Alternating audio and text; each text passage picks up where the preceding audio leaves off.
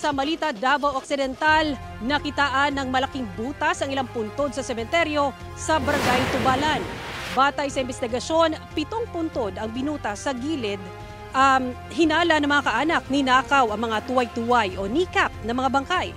Pinaniniwalaan kasing anting-anting daw ang mga iyon.